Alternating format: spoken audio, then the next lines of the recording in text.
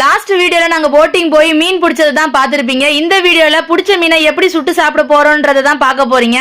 போன வீடியோல நான் சொல்லியிருந்தேன் நிறைய முள்ளாறு மீன் தான் வலையில கிடைச்சது அப்படின்னு சொல்லியிருந்தேன். கூடவே கொஞ்சம் நல்ல பெரிய மீன்களும் கிடைச்சிருந்து அதுதான் நாங்க சுட்டு சாப்பிட போறோம்னு சொல்லியிருந்தேன்ல.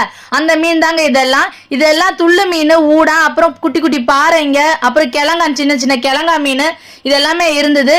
எங்க வீட்டுக்காரர் அங்க இருக்கிற செத்தையெல்லாம் கடகடன்னு எடுத்து சுட ஆரம்பிச்சிட்டாரு. நாங்க மீன் சுடுறதுக்காக தீப்பெட்டி மட்டும்தான் எடுத்துட்டு போயிருந்தோம். மீனை சுடுறதுக்கு தேவையான முள்ளு, செத்தை, அப்புறம் அங்க இருக்கு பாத்தீங்களா வரட்டி, இது எல்லாமே அங்கேதான் இருக்கும். ஏன்னா திட்டுல நிறைய மாடுங்க இருக்கு. அதே மாதிரி ஃபுல்லா முள்ளு செடி தான் இருக்கு.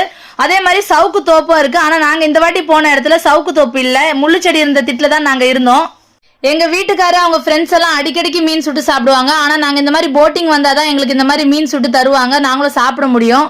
அதனாலே எங்க வீட்டுக்காரு எனக்குன்னு இந்த மீனை வைக்காதீங்க, நீங்க நல்லா திருப்தியா சாப்பிடுங்க, நான் அடிக்கடிக்கு சாப்பிட தானே செய்யறேன், நீங்க தான் ரொம்ப ரேரா சாப்பிடுறீங்க, அதனால எந்த அளவுக்கு திருப்தியா சாப்பிட முடியுமோ சாப்பிடுங்கன்னு சொல்லிட்டு எங்களை உட்கார வச்சுட்டு அவர் மீன் சுட்டு சுட்டு கொடுத்துக்கிட்டே இருந்தாரு.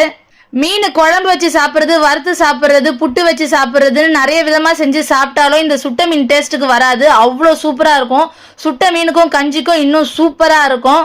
எங்க ஊர் சைடு, அதாவது இந்த பழையர்காட்டு பகுதியில் இருக்க மக்கள் வந்து மீன் சுட்டு சாப்பிட்றத ரொம்பவே விரும்புவாங்க. அதுவும் இந்த ஜென்ஸுங்க வந்து அடிக்கடி கேங்கா போய் மீனை பிடிச்சி அங்கேயே சுட்டு சாப்பிட்டுட்டு வருவாங்க. தொழில் இல்லாத நேரத்துல குழம்புக்கு ஒண்ணுமே இல்லைன்னா வலை எடுத்துக்கிட்டு உடனே ஜென்ஸ் எல்லாம் ஒரு கூட்டமா சேர்ந்து போய் மீனை பிடிச்சி மீன் அங்கேயே நல்லா சுட்டு சாப்பிட்டுட்டு குழம்புக்கு தேவையான மீனை எடுத்துட்டு வருவாங்க.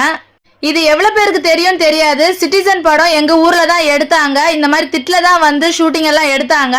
அப்ப கூட ஷாலினியும் வந்திருந்தாங்க. அப்ப அஜித்துக்கு எங்க ஊர் ஆளுங்க தான் இந்த மீனையும் சுட்டு கொடுத்தாங்க. அஜித் ரொம்ப விருப்பமாவும் சாப்பிட்டாரு இந்த சுட்ட மீனை.